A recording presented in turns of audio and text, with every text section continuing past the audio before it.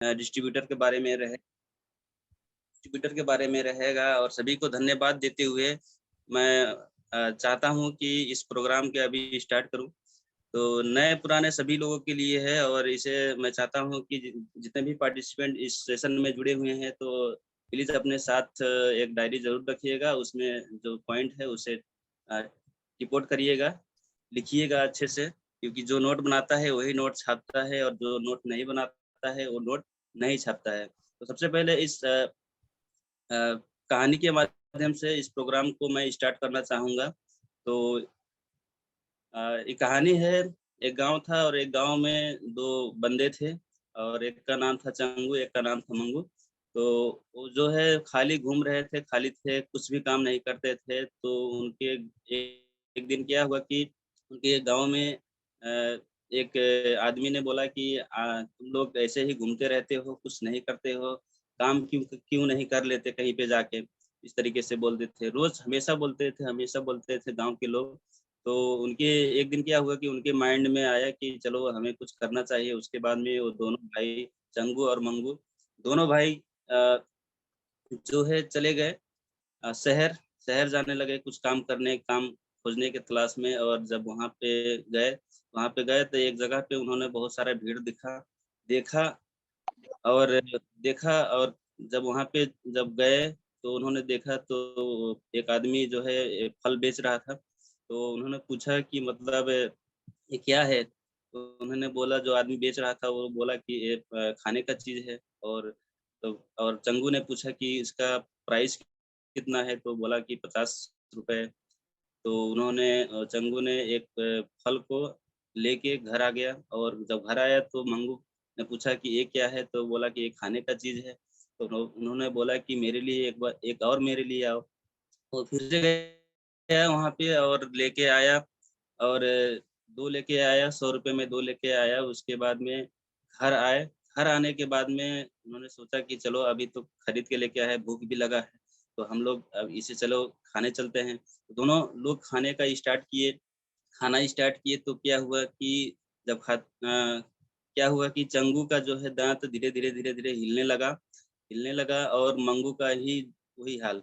तो बहुत ज़्यादा दोनों का बहुत ज़्यादा गुस्सा लगा दोनों को। और वो लोग गए दूसरे दिन वो लोग गए उसी आदमी के साथ और पास में और बोले कि चंगू बोला कि अरे तुम तो हमें बेवकूफ़ बना दिए, ऐसा फल दे दिया, काट दे दिया हमको, पत्थर जैसा है, खा नहीं पा रहे हैं।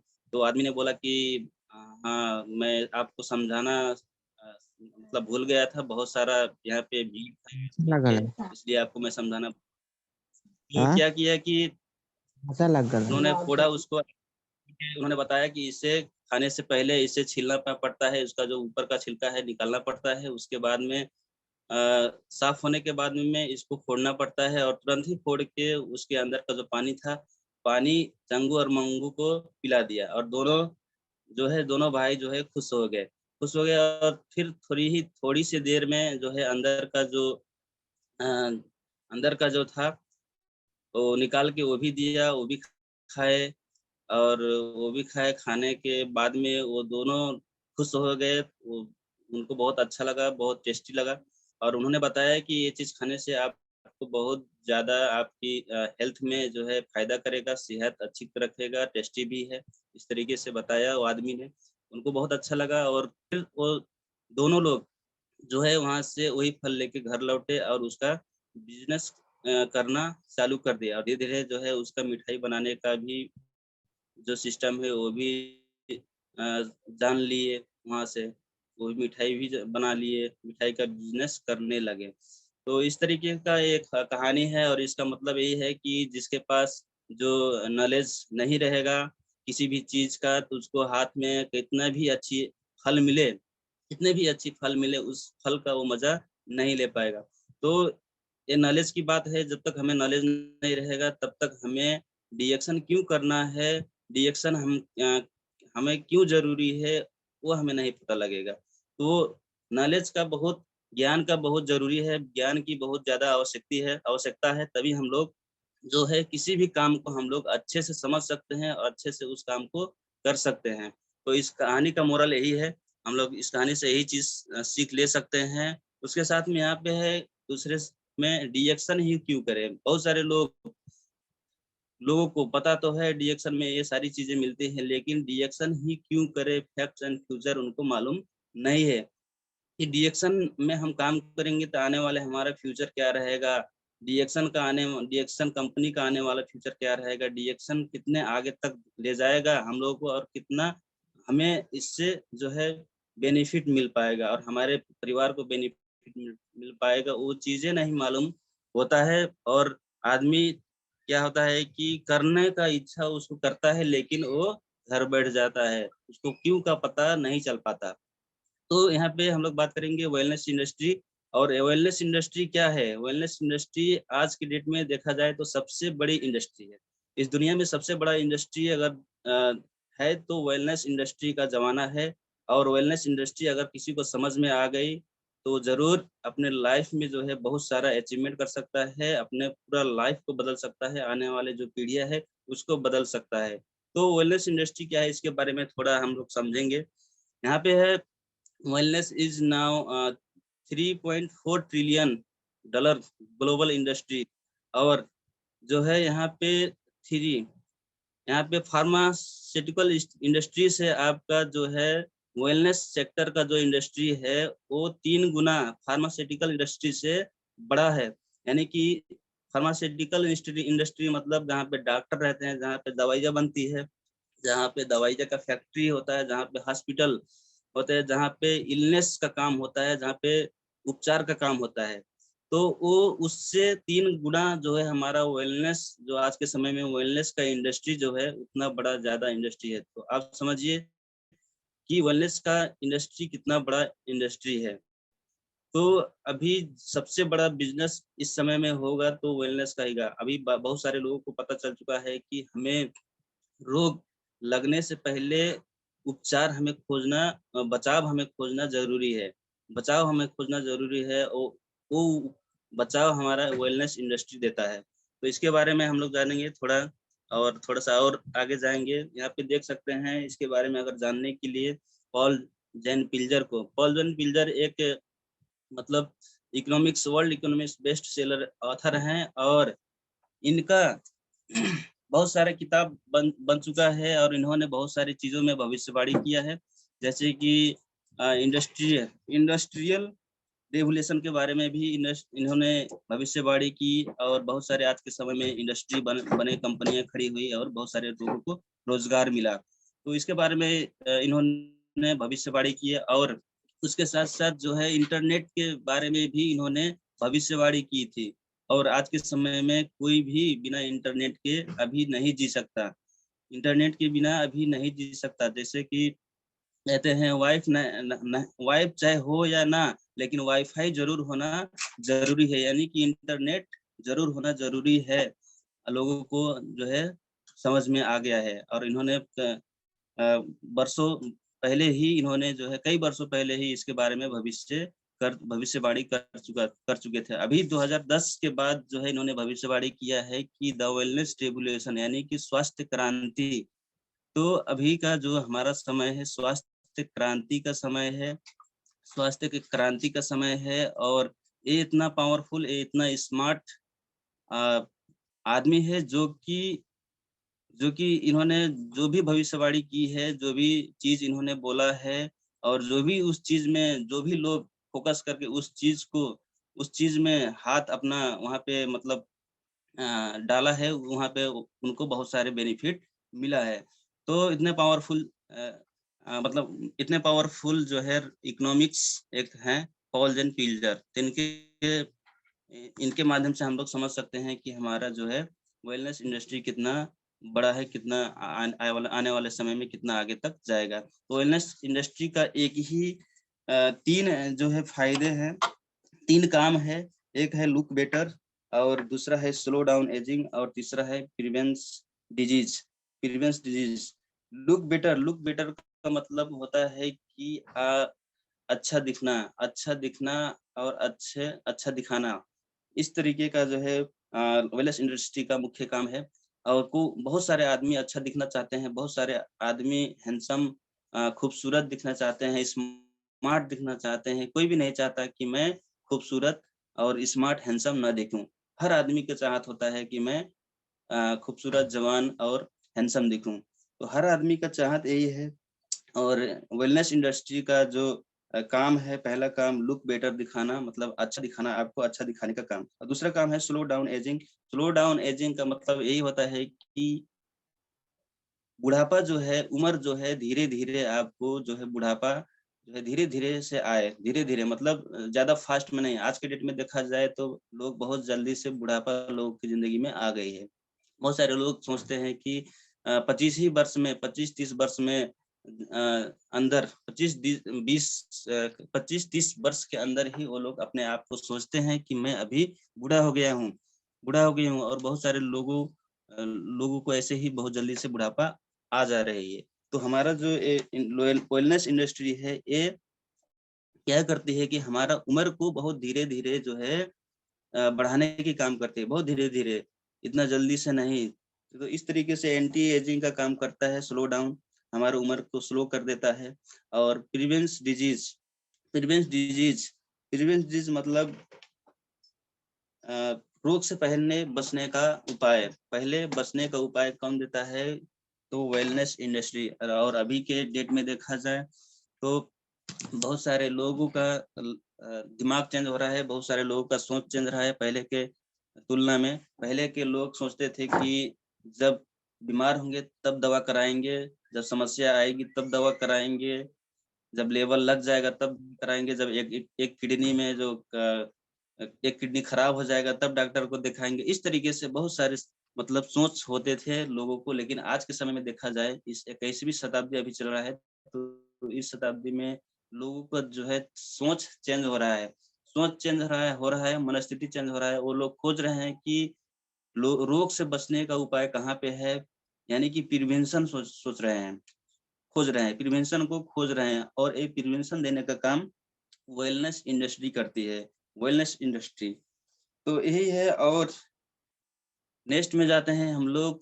You have 3 points. आप अगर इस बिज़नेस में आना चाहते हैं, इस बिज़नेस में आना चाहते हैं, तो आपको क्या होना पड़ेगा? आप एक प्रैक्टिशनर बन के आ सकते हैं, एक मैन्युफैक्चरर बन के आ सकते हैं इस बिज़नेस में, वेलनेस इंडस्ट्री में। और डिस्ट्रीब्यूटर बन के आप आ सकते हैं। 3 माध्यम है, 3 पॉइंट्स है, 3 तरीके से आप जो है इस इंडस्ट्री को आप चूज़ कर सकते हैं। इस इंडस्ट्री को आप चूज़ कर सकते हैं। प्रैक्टिशनर का मतलब थोड़ा-सा डिटेल में जाते हैं। प्रैक्टिशनर का मतलब होता है कि आपका अच्छा खासा ज्ञान हो, उसमें अच्छी खासी नॉलेज हो, डिग्रियाँ हो, तभी आप प्रैक्टिशनर का काम कर सकते हैं। और आज के समय में देखा जाए तो हम और आपके पास जो है उतना डिग्रियाँ नहीं है, उतना नॉलेज नहीं है, जो है इस नॉलेज नहीं है, तो हम लोगों को जो है प्रैक्टिशनर में हम लोग तो वहाँ पे जो काम करना जो है बहुत मुश्किल है। बहुत सारे लोग हैं जो है इस काम को लेके बहुत ज़्यादा समस्या में आ जाएँगे, क्योंकि उनके पास उतना नॉलेज नहीं थे। नॉलेज जो है, ज्ञान जो है नहीं है। उसके बाद मैन्युफैक्चरर मैन्युफैक्चरर मैन्युफैक्चरर के माध्यम से भी हम इस इंडस्ट्री में हम लोग आ सकते हैं, वेलनेस इंडस्ट्री में। लेकिन इस इंडस्ट्री को खड़ा करने के लिए बहुत सारे पैसे का ज़रूरत होता है, मैन पावर का ज़रूरत होता है, एक कंपनी की ज़रूरत होता है। और अभी के समय में देखा जाए तो किसी के पास में भी उतना ज़्यादा पैसा नहीं है, और इसमें बहुत ज़्यादा रिस्क भी होता है। इस तरीके से जो है हम लोग मैन्युफैक्चरर, उत्पादक बन के भी इसका वेलनेस इंडस्ट्री में आ सकते हैं।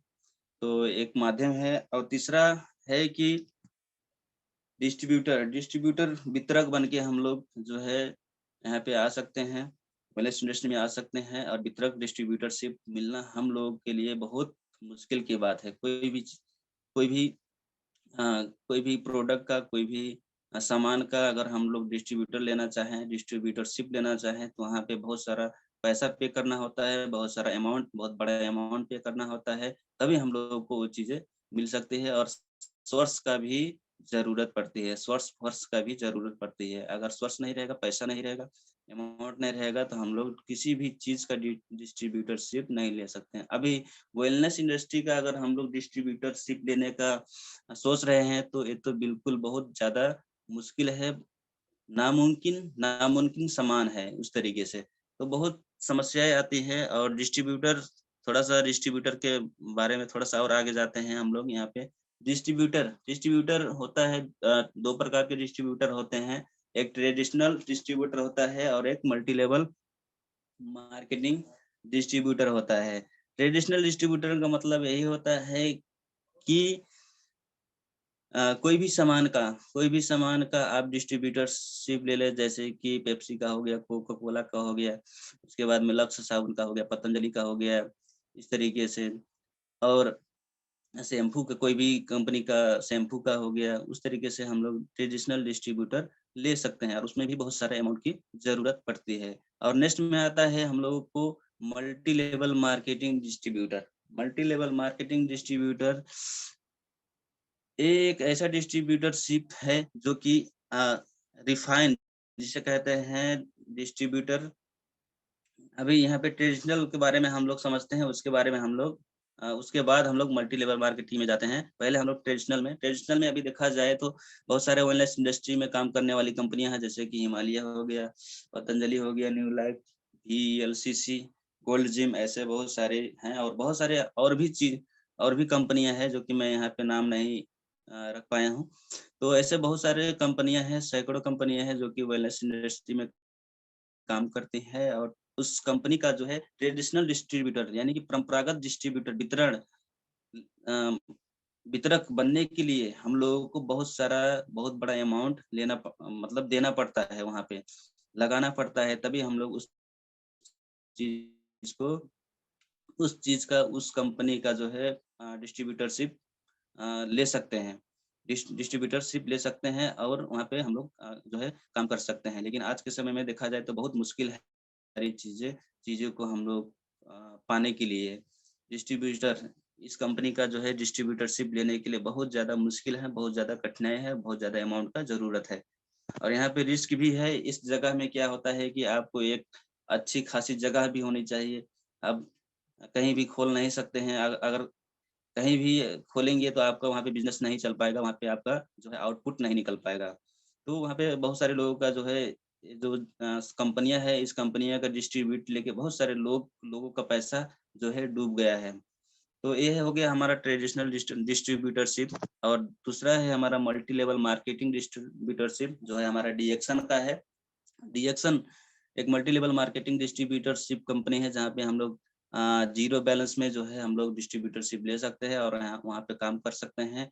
जो कि हमारा जो डीएक्सन है ये हमारा वेलनेस इंडस्ट्री है। आप आपको मैं बता ही चुका हूँ कि वेलनेस इंडस्ट्री कितनी इंडस्ट्री है और हम यहाँ पे काम करेंगे तो हमारा लाइफ कितना चेंज होगा और हमारा आने वाले जो जनरेशन का जो लाइफ है वो लाइफ कितना ज़्यादा चेंज हो सकता है। तो मालूम हो गया है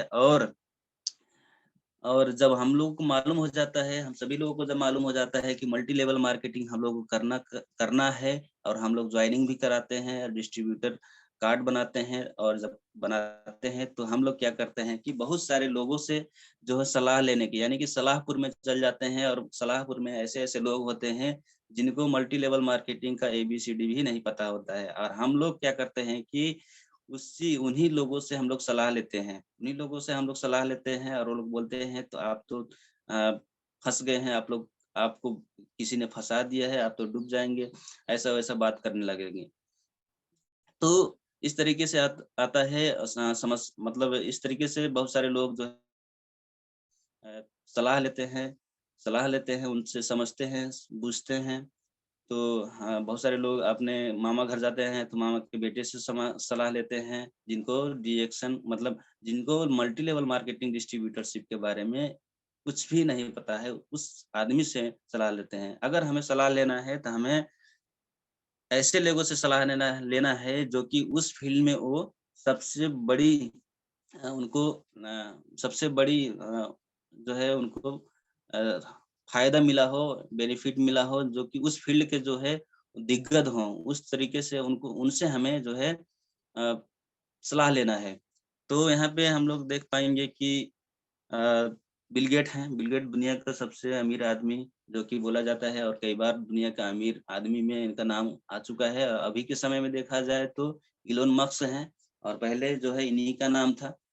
तो इनका ये क्या कहते हैं कि अगर अगर हमें ये जो है सॉफ्टवेयर का जो है सीईओ हैं, तो ये बोलते हैं कि अगर ज़ीरो से काम करना पड़े, हमें अगर चांस मिले, फिर से अगर काम करने का चांस मिले, तो मैं नेटवर्क मार्केटिंग को ही चुनूँगा, इन्होंने बोला है। तो देखिए इतना बड़े-बड़े लोग जो हैं, जो कि बोलते हैं नेटवर्क मार्केटिंग मैं चुनूँगा, मैं करूँगा, इस तरीके से बोलते हैं। तो हमें इन जैसे ऐसे आदमी से सलाह लेना चाहिए जो लोग जो है इस फ़ील्ड के दिग्गज हैं, यानी कि बड़े हैं, उनको एक्सपीरियंस है और करके जो है वो लोग आगे बढ़ चुके हैं। तो उस तरीके से जो है ये बोलते हैं और हमें इन्हीं का सलाह लेना चाहिए, ऐसे-ऐसे लोगों को सलाह लेना चाहिए। अगर हमें सलाह लेना है, तो हमें ऐसे लोगों को सलाह लेना चाहिए, जो कि रॉबर्ट कियोसाकी हैं, बहुत सारे बुक्स लिखे हैं उन्होंने, बहुत सारे बुक्स लिखे हुए हैं, जैसे कि रिच डैड पुअर डैड, उसके बाद में अभी द बिज़नेस 21st सेंचुरी।